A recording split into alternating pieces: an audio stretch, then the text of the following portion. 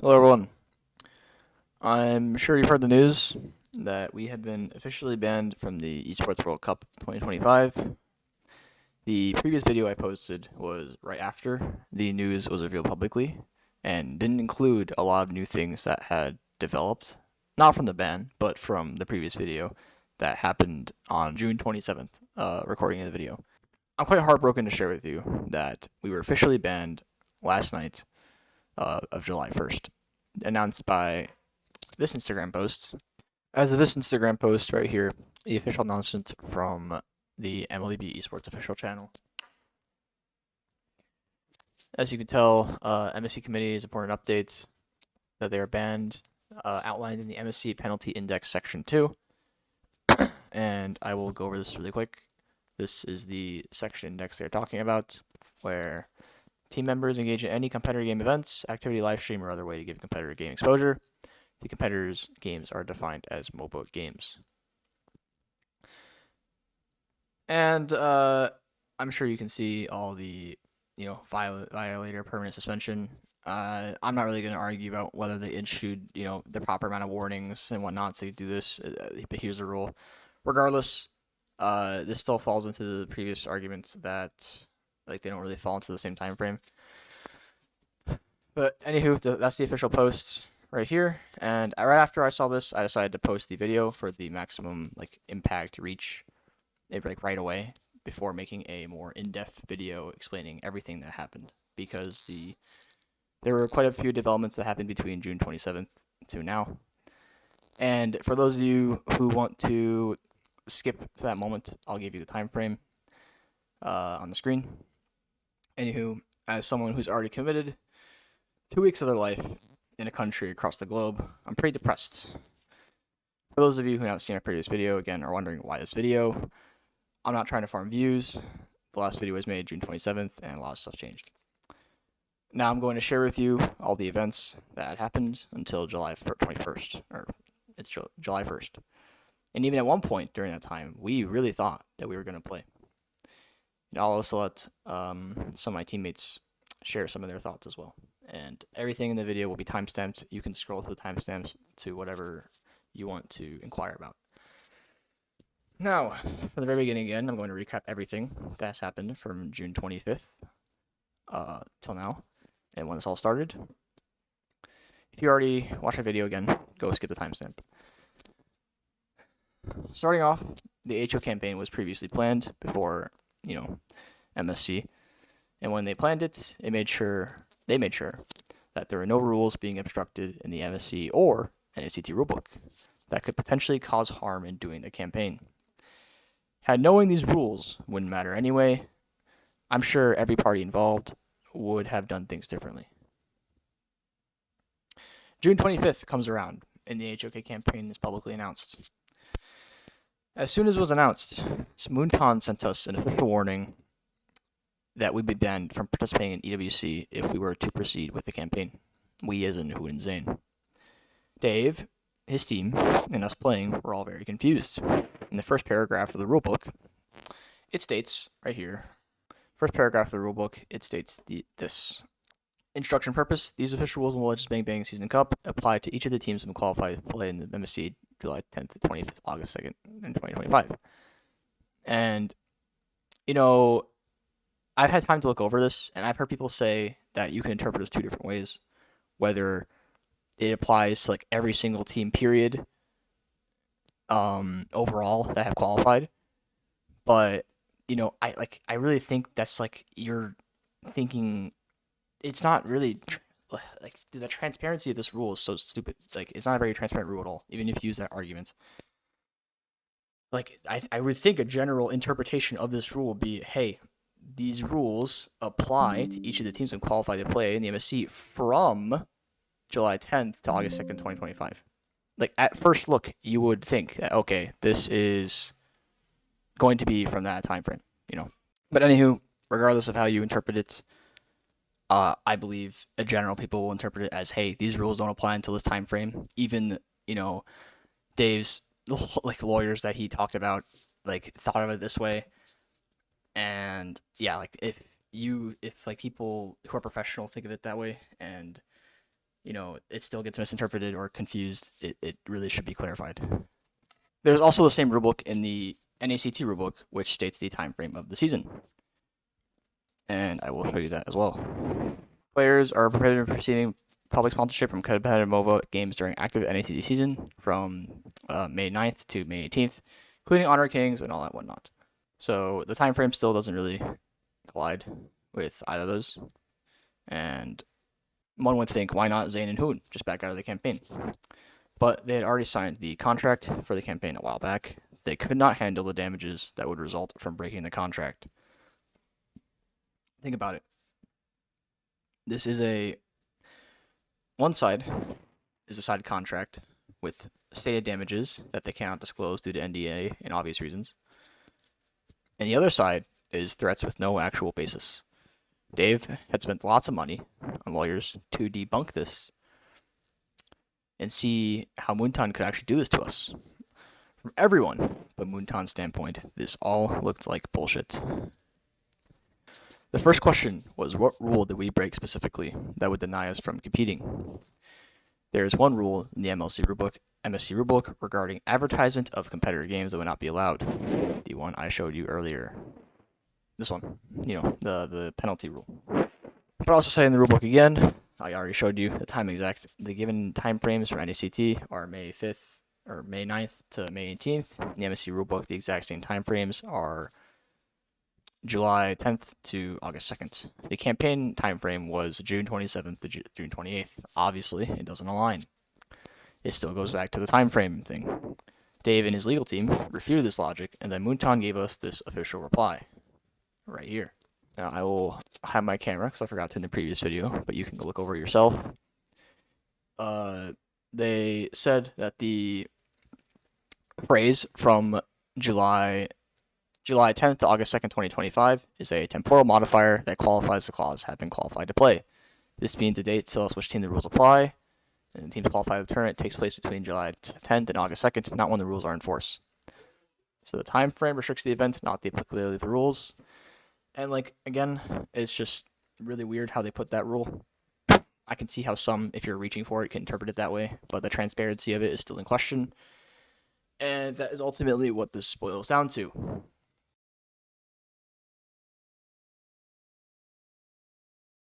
They retain the final interpretation of the rules, and you can say right here, Moonton officially retains the right of final interpretation of these rules as entitled to impose penalties not listed below, and how it's the best interest of the MSC. Basically anything that's not that they interpret as conflicting to MSC, they can do whatever they want. And the final interpretation basically means that although the transparency of the rulebook is questionable, since they retain the final rights to it, they basically determine what it means. So it kind of questions the validity of a rulebook if they can just change whatever it means to their own interests or their own way of meaning it. They can just twist how it sounds, whatever, to benefit themselves. So yeah, that's cool. That's fun. Now, again, this is the reply. For a few days between June 25th and 27th, it was actually looking good for us, and that we could actually potentially go to MSC and compete. But there was a discovery that MSC had not actually given the teams the chance to sign the rulebook. Because of this, as players and teams, we do not have any contractual obligations to Moonton, and vice versa. Everything they do is arbitrary, meaning they have all the power. At this point, all Dave could do was ask Moonton for potential compromises. Dave even offered to send a full production team over here to do content and cover bootcamp worth of tens of thousands of dollars, all for Moonton's benefit, which would cost them nothing, actually $0. Or if we could get potential player substitutes for Hoon and Zane, since this issue is not related to the org or the rest of the team. But by the end of June 27th, when I recorded my old video, they told us we were fucked and that we would not go. Now this is all the new information from June 27th to 28th onwards. So those of you who just joined, click the timestamp. Dave gave us an update in the morning after the depressing night, a lot of emotions, and that there was a chance again, somehow. The EWC committee had finally stepped in to help resolve the issue. And after several back and forth discussions the next day, communicating with Tencent, a compromise was proposed that the streams be taken down after posting. Tencent, who literally made the contract and had it signed, basically everything was like right, they did right in their part, had no reason to accept this. But even then, they still compromised out of respect for the players and SAUL. Since Tencent agreed, EWC committee began to discuss and attempt to work out a solution with Moonton. There was complete radio silence for 3 days regarding news and updates on the matter. We had actually thought we would be able to play and actually started a scrim. And scrims were actually looking pretty good. We were doing quite well versus MPL teams and qualifying MSC teams, much better than the result of what we had during scrims for M6. And we were only 2 days in, with another 3 weeks to practice and improve. We really liked our odds and chances for EWC. Then, to the surprise of everyone involved, Moonton came out with that devastating announcement. It was over for us. So, once again, we're referencing the exact penalty that they referenced in here, the Instagram post. It is MSC Penalty Index, Section 2. And that is the one right here. Team engages in any competitor game event, live stream, or other way to get competitor game exposure. The MOBA games are defined as mobile MOBA game, whatever. And like, you could interpret it. The first one was a warning. Like, it doesn't even matter. But I literally don't think they gave us like the correct, warning. No point in complaining about it now. Honest. Moonton essentially wants to hold the NA region to the same standard as any other MPL region. They've had a call with an NA Moonton rep during the time frame that it looked good for our chances of playing, and that the Moonton rep was trying to convince Dave by comparing other regions to MPL, including other MPL regions to NA. A region, by the way, that got diamonds for the grand prize of their EWC qualifier, NACT, and even last year, when BTK won the qualifier and became sponsored by Cloud9, Moonton almost didn't allow Cloud9 to sponsor BTK, because the rules at that time were that you could not change your team name after qualifying to international. They almost did not allow the BTK players to get a pretty substantial amount of money because of their rules. And to this day, C9 paid the most out of any other org that has ever sponsored an A. So imagine like they were denied that money, which would have been like insane. Throughout this whole ordeal, the people actually making, when I say this ordeal, I mean like the ban. The people actually making the decisions in Moonton higher up would never actually be there for a discussion. All they did was send insignificant interns or lackeys, one after another, to give dead-end replies with no proper discussion. And the most important thing is, although they have said they warned they warned the team multiple times, the only choice they gave us was like unreasonable. Expecting them to just break contract and suffer penalties to compete in EWC. Now, for some even more shocking news for, NA fans in country or outside. There is no M7 slot for NA. This was revealed as a potential thing during the M6 qualifiers and was confirmed as reality prior to the EWC qualifiers. They actually almost completely canceled this EWC for NA, hence the short 3-day tournament. It was literally last minute. We did not know up until like 2 weeks it was like a week or two prior to the actual tournament that we were actually going to have it. We literally thought it was going to get canceled.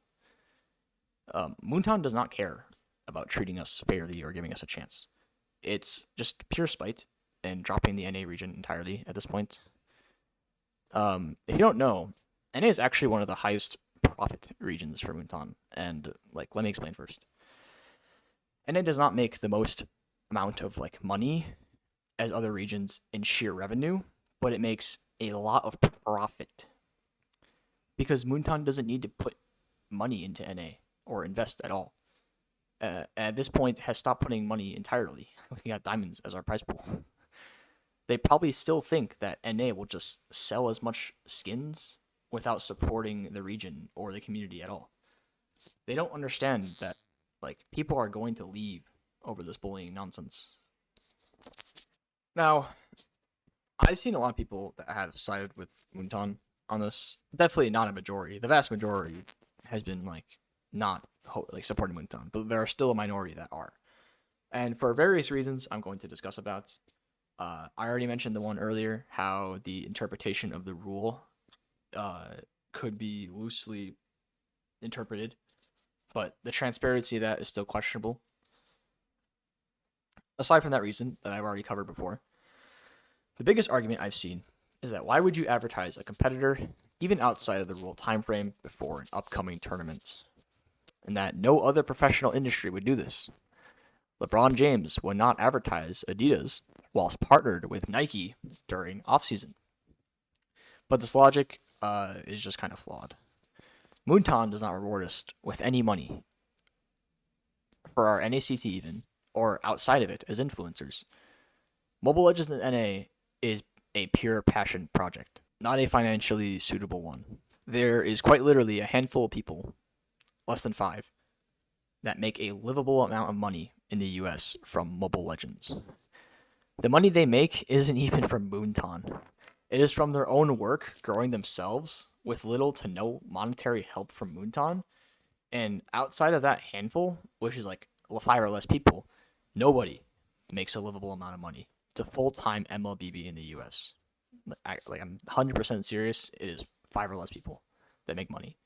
The average MPL salaries for like Indo PH are actually good salaries for like the average Indo PH. The biggest MPL regions, by the way, they don't have to be worried, at least in the short term, in terms of salaries. NA players have to take whatever they can get to sustain themselves. We don't have the leisure to pick and choose our sponsors. Our region was already done with no M7, and I fully believe that Moonton did not care about banning us at all. Since we already have no M7, they might as well just fuck us over with no consequences to themselves. Even Dave was actively looking for investors and sponsors for a community tournament in NA to continue the scene one way or another, even getting up to a potential 50 grand prize pool for an M7 qualifier tournament. He almost got sponsors to make a biggest prize pool ever for an NACT tournament to qualify, more than Moonton has ever had on his own. But Moonton would not budge regardless, saying that third-party tournaments would not actually qualify to an official Moonton event. Moonton is using us as an example for every other staff or player that work in relation to Moonton in any way, shape, or form. They're basically saying that if you go against them in any way, they will punish you severely, whether it is justified or not. No wonder several notable organizations, notable figures have left Moonton to pursue other endeavors or competitors. And you will notice key figures will continue to leave. And when you see them leave, you will think about this video and you will know why. I was even told by Moonton employees that this bullying nature of Moonton is even a constant in their workplace. The higher positions relentlessly bully the ones below them. This has only been really me talking and everything, and I'll let some of my teammates share some of their own thoughts and feelings regarding the matter.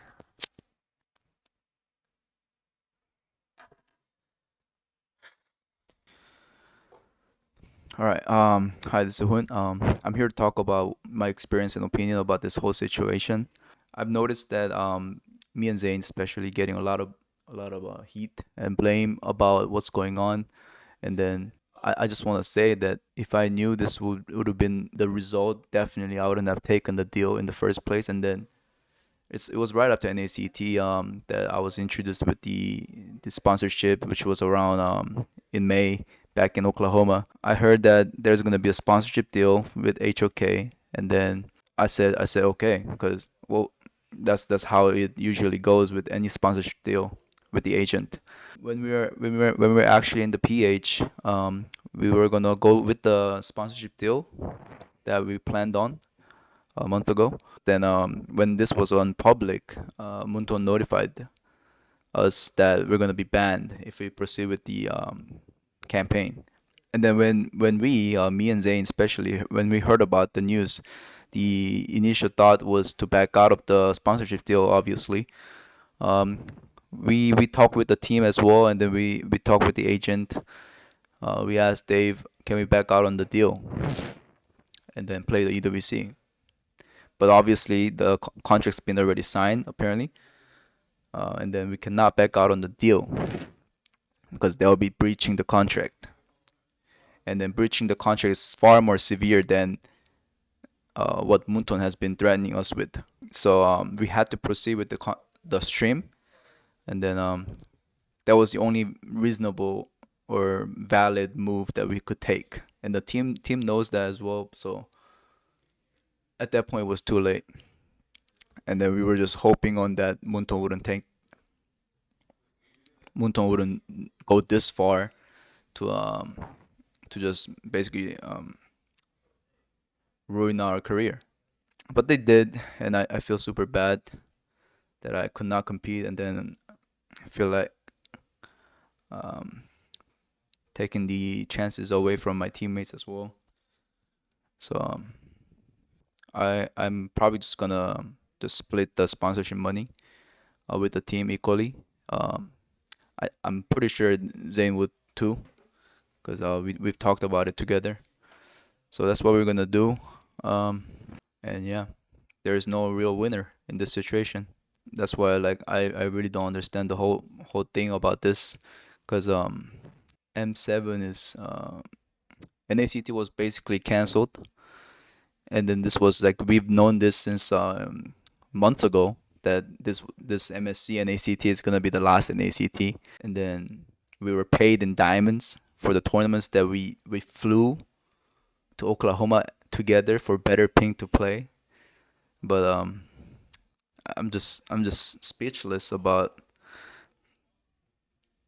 how this turned out to be this way. But it's truly unfortunate. Uh, I just feel very sorry for everyone that expected us to do well, supported us. I'm sorry it happened this way. But I.